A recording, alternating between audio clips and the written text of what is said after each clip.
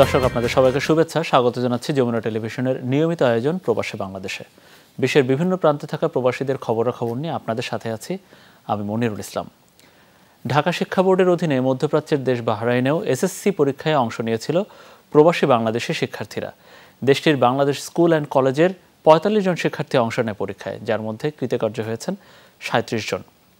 আশানুরূপ ফলাফলে শিক্ষার্থীদের পাশাপাশি সন্তুষ্ট স্কুল কর্তৃপক্ষ।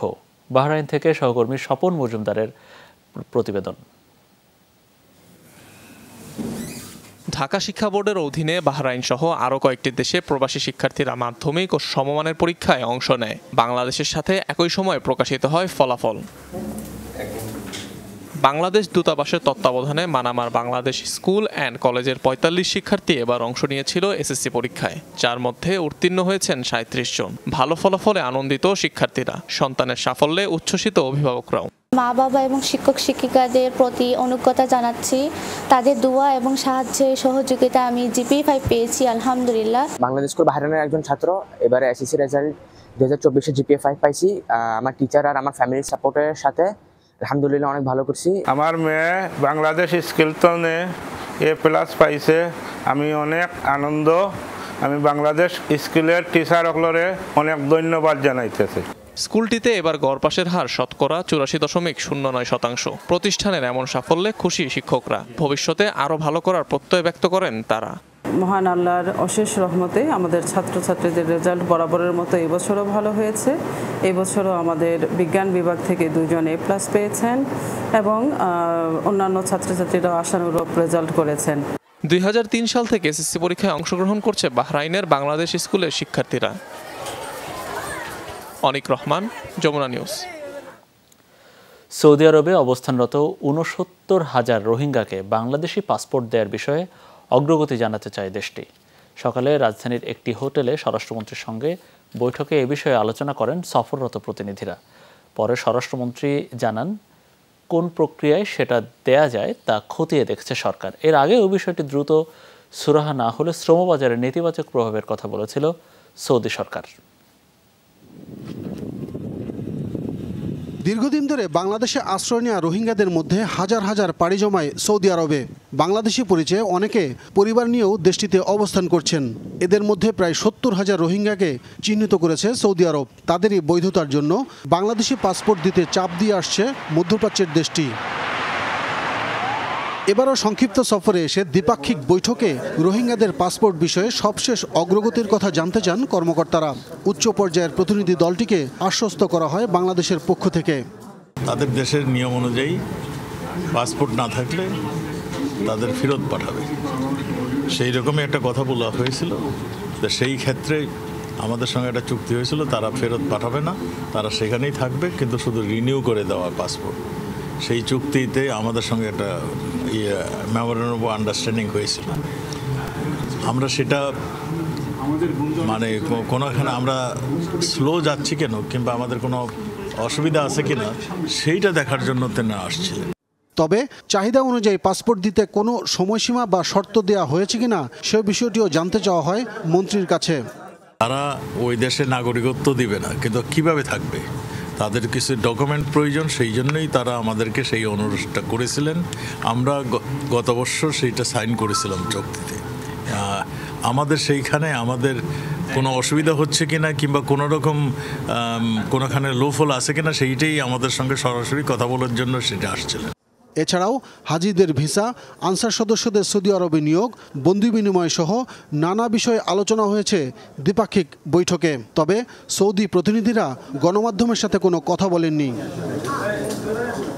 আব্দুল্লাহ তুহিন, যমুনা নিউজ, ঢাকা। কৃষিমন্ত্রী উপাধ্যক্ষ ডক্টর মোহাম্মদ আব্দুস শহীদ এমপির যুক্তরাজ্য সফর উপলক্ষে সুধী সমাবেশ ও নৈশভোজের আয়োজন করেছে যুক্তরাজ্যের ব্যবসা প্রতিষ্ঠান ইপকো লিমিটেড। রোববার ম্যানচেস্টার ভার্মিলিয়ান হলে করা হয় এই আয়োজন। অনুষ্ঠানে ইপকো গ্রুপের চেয়ারম্যান ও ডক্টর ইকবাল আহমেদের সার্বিক তত্ত্বাবধানে উপস্থিত ছিলেন ম্যানচেস্টারের সহকারী হাইকমিশনার কাজী জিয়াউল হাসান, জিএমবি এর চেয়ারম্যান আব্দুল নাসের ওয়াহাব সহ ম্যানচেস্টার বিমান অফিসের কর্মকর্তারা। আয়োজনে বাংলাদেশের কৃষি খাতের বিভিন্ন সমস্যা তুলে ধরেন বক্তারা। বলেন, কৃষি খাতকে ঝুঁকিমুক্ত, স্থিতিশীল ও লাভজনক করতে প্রান্তিক কৃষকদের সমস্যাগুলোর সমাধান করা উচিত।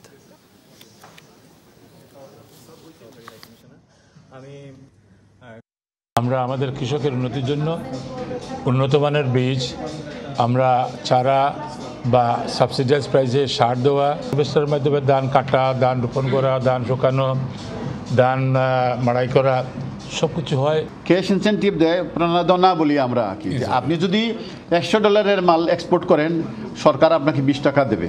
মাছের ব্যাপারে আমরা 10 টাকা পাই, সেটা গোপন কিছু না, এটা অনেক বছর ধরে আমাদের মাননীয় প্রধানমন্ত্রী এটা ডিক্লেয়ার করে দিয়েছে। কক্সবাজারে রোহিঙ্গা ক্যাম্প পরিদর্শন করেছেন পররাষ্ট্র মন্ত্রণালয়ের সম্পর্কিত সংসদীয় স্থায়ী কমিটির 6 সদস্য। ক্যাম্পের সার্বিক পরিস্থিতি, রোহিঙ্গাদের জীবনমান এবং মিয়ানমারে প্রত্যাবাসন বিষয়ে সুপারিশ সরকারের কাছে জমা দেওয়ার কথা জানিয়েছেন তারা। মিয়ানমারের নিরাপত্তা নিশ্চিত করা হলে রোহিঙ্গারাও দ্রুত নিজ দেশে ফেরার আগ্রহের কথা জানিয়েছেন প্রতিনিধি দলকে।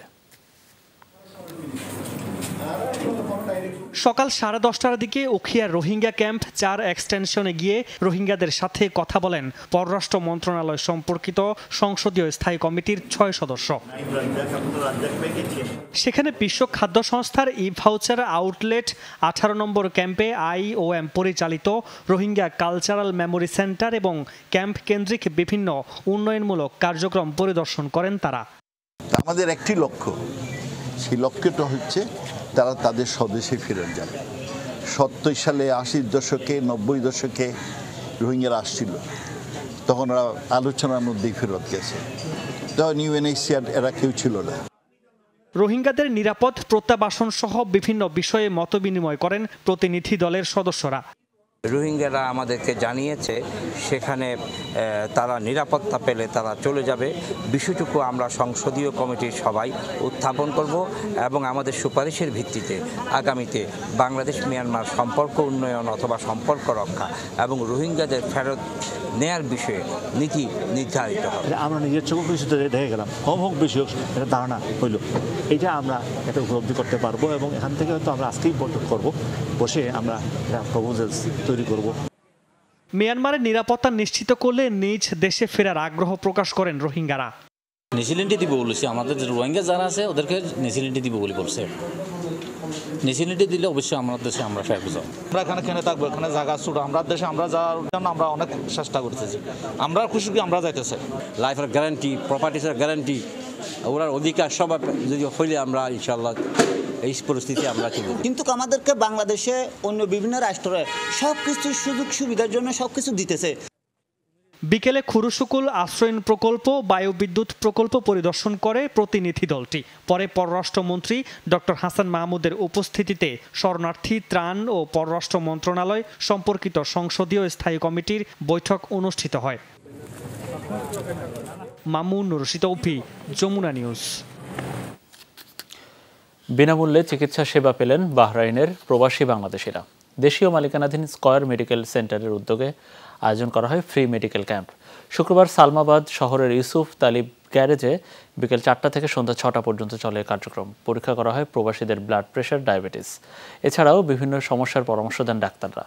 বাংলাদেশিরা ছাড়াও ক্যাম্পটি থেকে সেবা গ্রহণ করেন ভারত, পাকিস্তান সহ কয়েকটি দেশের নাগরিকরা। গরমের তীব্রতা বৃদ্ধি পাওয়ায় প্রবাসীদের স্বাস্থ্য সচেতনতা তৈরি করতেই এমন আয়োজন বলে জানিয়েছেন আয়োজকরা। ফ্রি মেডিকেল ক্যাম্পের সার্বিক সহযোগিতা করেন ইউসুফ তালিব গ্যারেজের স্বত্বাধিকারী এনায়েতুল মোল্লা। অনেকে হয়তো পয়সার অভাবে ডাক্তার দেখাতে পারে না, আজকে এখানে আমাদের অনেক ভাইয়ের আসে দেখছেন। আমরা আরও কামনা করি যে এই স্কয়ার মেডিকেল টিম যেন বাহরাইনের প্রত্যন্ত অঞ্চলের ল্যাবরেটরি ক্যাম্পগুলোতে যেন এভাবে সার্ভিস দিতে পারে। কোনো পয়সার অভাবে ট্রিটমেন্ট না করাইতে পারেন তাহলে আমাকে স্মরণ করবেন, আমি সবসময় আপনাদের পাশে আছি। যতটুকু আমাদের মেডিকেলের ক্যাপাসিটি আছে সমস্ত ফ্রি, আমি ইনশাল্লাহ ট্রাই করব তাকে ফ্রি ট্রিটমেন্ট দেওয়ার জন্য। খোলা বাজারে মার্কিন মুদ্রা $1 বিক্রয় মূল্য 120 টাকা। দাবি করা হয় 119 টাকায় কিনে বিক্রি করছে 120 টাকায়। তবে ব্যাংকগুলো ডলার বিক্রি করছে 118 টাকায়। রাজধানীর মানি এক্সচেঞ্জগুলোতে 119 টাকা 50 পয়সা থেকে 120 টাকায় বিক্রি হচ্ছে $1। তবে প্রতিদিনই ওঠানামা করছে দাম। মানি চেঞ্জারদের দাবি, চাহিদা এবং যোগানে ঘাটতি নেই, ফলে দামের ক্ষেত্রে বড় ধরনের হেরফের হবে না। ক্রলিং পেগ বিনিময় হার চালুর মাধ্যমে ডলারের দাম 110 টাকা থেকে বাড়িয়ে 117 টাকা করেছে বাংলাদেশ ব্যাংক। দেশের ব্যাংকগুলো এই মূল্য ধরেই ডলার কেনাবেচা করছে। নতুন সিদ্ধান্ত কার্যকরের দিন অস্থির হয় ডলারের বাজার। মার্কিন মুদ্রার এমন উচ্চ মূল্যে বিপাকে পড়ছে সাধারণ মানুষ। ডলার অ্যাভেলেবেলই আছে, রেটটা ঠিক নাই। ব্যাংক যেভাবে বাড়াইছে আমরা তো ওইভাবে বাড়াতে পারবো না। আর বাংলাদেশ ব্যাংক যে রেটটা দিচ্ছে ওটার উপরে নির্ভর করে কেনাবেচা করা যাবে না, কারণ মানে থাকবে না, ডলার আমরা কেনাবেচা করতে পারবো না। যেদিন 7 টাকা এলসি রেট বাড়াইলো সেদিনই ব্যাংকে 2.5 টাকা বাড়াইছে। এই 2.5 টাকার এফেক্টটা আমাদের উপর পড়বে না। শুরু হয়েছে হজ মৌসুম। হাজিদের যাতায়াত দ্রুত এবং নির্বিঘ্ন করতে এবার উড়ন্ত ট্যাক্সি বা ড্রোন ব্যবহার করবে সৌদি আরব। বৃহস্পতিবার মদিনায় অবতরণ করা হজযাত্রীদের স্বাগত জানিয়ে একথা বলেন দেশটির পরিবহন মন্ত্রী সালেহ আল জাসের। জেদ্দা মক্কা রুটে কিং আব্দুল আজিজ বিমানবন্দর থেকে চলাচল করবে উড়ন্ত ট্যাক্সিগুলো। এই ট্যাক্সি ও ড্রোন ব্যবহার করে হাজিরা পৌঁছাতে পারবে মক্কার বিভিন্ন হোটেলে। পরিবহন ব্যবস্থার আরও উন্নয়নের রীতিমতো প্রতিযোগিতা চলছে সৌদি আরবের শীর্ষস্থানীয় প্রতিষ্ঠানগুলোর মধ্যে। গত বছরই পরিবহন মন্ত্রী হজ মৌসুমে উড়ন্ত ট্যাক্সি পরিচালনার কথা জানিয়েছিলেন। পরীক্ষামূলকভাবে এবছর সেবাটি চালু করছে সৌদি আরব। যুক্তরাষ্ট্রের নিউ ইয়র্কে উদ্বোধন হলো বাংলাদেশি প্রতিষ্ঠান অ্যাঙ্কর ট্রাভেলসের 4র্থ শাখা। ব্রুকলিনের চার্চ ম্যাকডোনাল্ডে ঘরোয়া আয়োজনের মধ্যে দিয়ে শুভ উদ্বোধন হয় ট্রাভেল এজেন্সির। কেক কেটে কার্যক্রমের শুরু করেন জনপ্রিয় চিত্রনায়িকা মৌসুমী। এ সময় গেস্ট অফ অনার হিসেবে উপস্থিত ছিলেন জ্যাকসন হাইটস বিজনেস অ্যাসোসিয়েশনের president Giyas Ahmed, global money transfer Sunman এক্সপ্রেসের প্রেসিডেন্ট মাসুদ রানা, অ্যাঙ্কর ট্রাভেলসের সিইও SM মাইনুদ্দিন পিন্টু ও ব্রুকলিন বাংলাদেশ মুসলিম সেন্টারের সভাপতি আবুল হাশেম সহ অন্যান্যরা। অনুষ্ঠানে প্রবাসীরা ছাড়াও যোগ দেন বিভিন্ন রাজনৈতিক ও সামাজিক সংগঠনের সদস্যরা।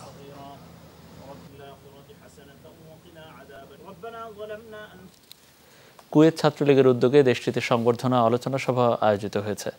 কুয়েত সিটির একটি হোটেলের বলরুমে আয়োজন করা হয় এটা। সংগঠনের সভাপতি ইয়াসিন খান অভির সভাপতিত্বে আহাদ ইসলাম স্মরণের সঞ্চালনায় অনুষ্ঠানে প্রধান অতিথি ছিলেন দেশটির বাংলাদেশ দূতাবাসের কাউন্সিলর ও দূতালয় প্রধান মোহাম্মদ মনিরুজ্জামান। এছাড়াও বিশেষ অতিথি ছিলেন কুয়েত আওয়ামী লীগের সভাপতি হোসেন আহমেদ আজিজ ও সহসভাপতি কামরুল ইসলাম। এ সময় বিশেষ সংবর্ধনা দেওয়া হয় যুক্তরাষ্ট্রের শাখা আওয়ামী লীগের বিজ্ঞান ও প্রযুক্তি বিষয়ক সম্পাদক জাহিদ হাসানকে।